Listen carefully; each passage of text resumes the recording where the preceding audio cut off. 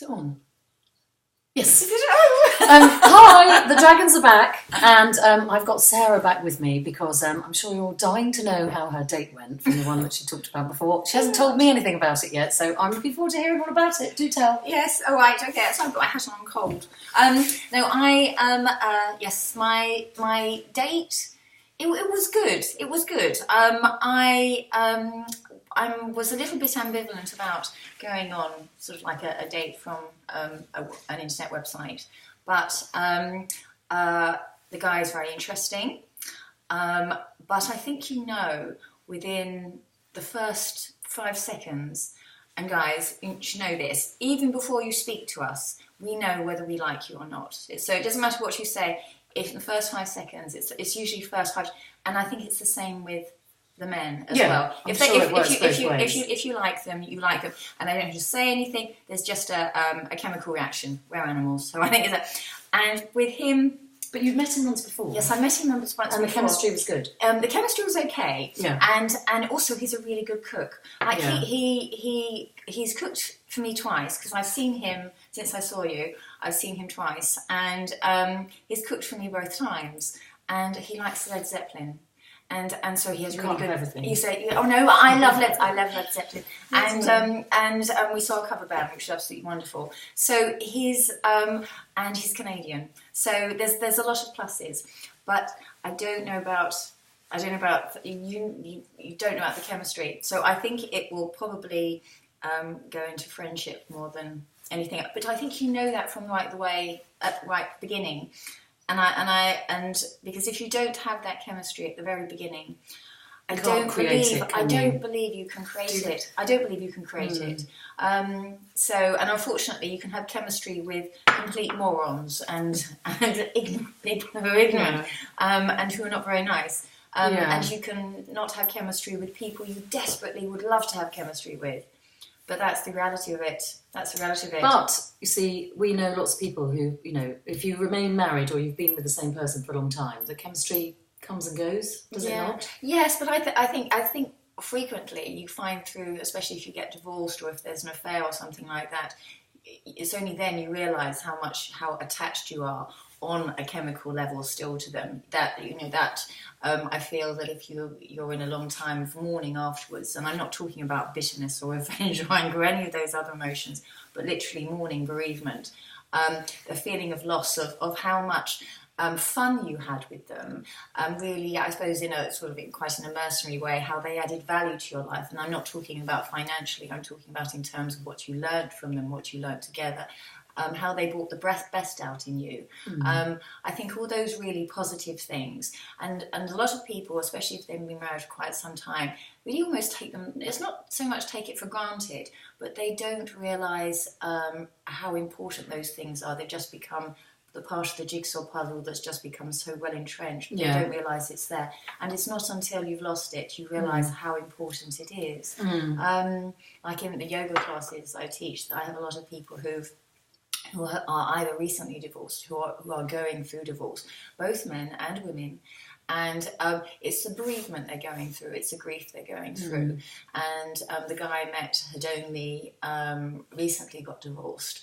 And I was divorced a long time ago, and I could recognise in him all the stuff that he was talking about. It's not a good idea. Do not talk about your exes, whether you love them or loathe them. Just don't mention them. Don't mention them, and don't go heavy on the kids either. No matter how much you love them, because it's not sexy and it's not romantic.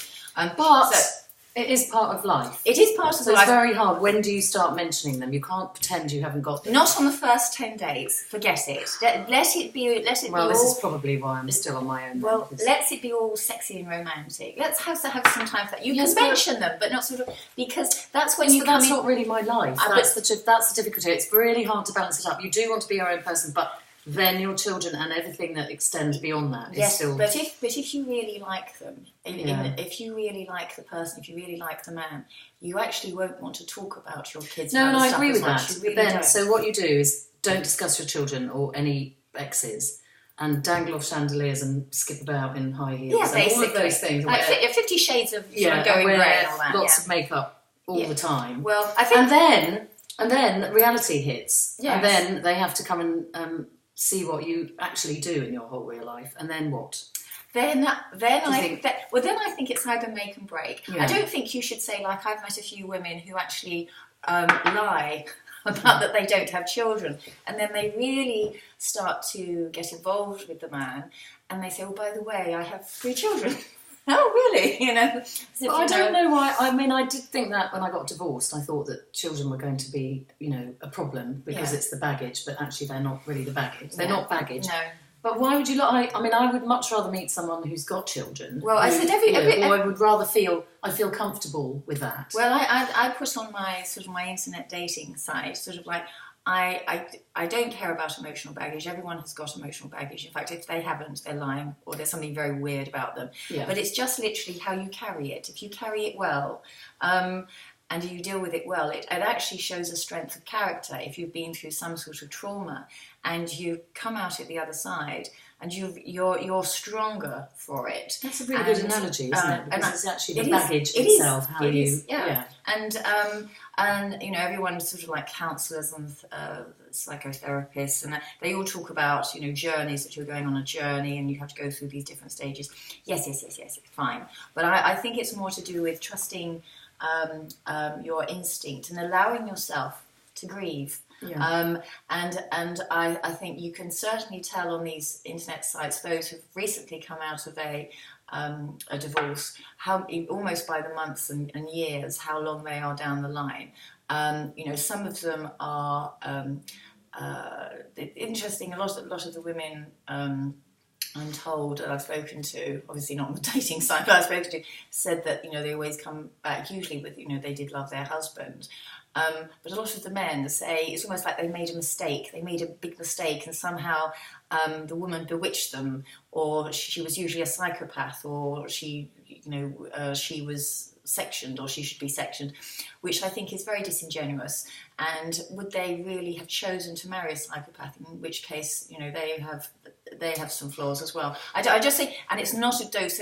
So if you're a guy, do not diss your ex-wife. Don't do it. It doesn't matter. I'm not saying that sort of like mention her all the time in a very positive way, because that's just as off-putting. But women should also not diss their ex-husbands, especially if they've got children and children with them. And I think the reality of it will come out if in the situations, it will be very much show, not tell, a bit like a book. People will show themselves to be what they are. Ex-husbands and ex-wives will show by their behaviour. And also just be very perceptive, because even if the person that you meet does absolutely slag off big time their ex-partner, you will know there are 2 sides to the story, and there always is. There always is. So don't take them at face value. Just listen to what they say, because they will show, and they may be very charming and they may be very convincing, but always stand back, because it's always 2 sides. There's always 2 sides. 3 sides. His, hers, and the truth. Oh, that's so true. Yes, actually, yes, always 3 sides. Yes, that's a good idea. No, I definitely agree with that. Yeah. And I think it's very sad, actually, if you do end up. I mean, obviously with the anger, and I think that's why it's very difficult to meet someone who's still in that very early trauma, because there's so much going on and they can't see beyond, you know, hurt or bitterness or anger or, you know, revenge, any of those things. But I think moving forward, you know, you have to find a place, and I just think it's sad, and I think probably more men maybe do it. I don't know, actually, to be fair. I do know a lot of women who find dealing with their ex-husbands very difficult, but there tends to be a lot of blame, and I wonder if that's just because they aren't able to accept that there's anything wrong with how they have dealt with the situation. I think usually, and also egos have got a lot to play with it. Sort of, so therefore you have to be a psycho of some description. A sociopath, usually sort of a sociopath, and sort of.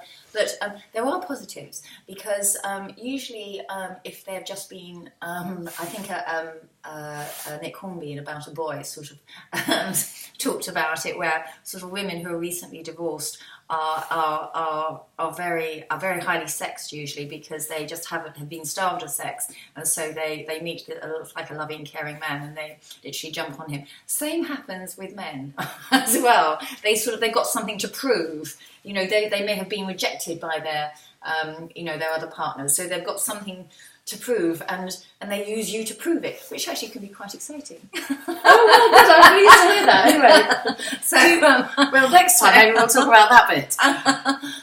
Okay, I think we've got to stop now.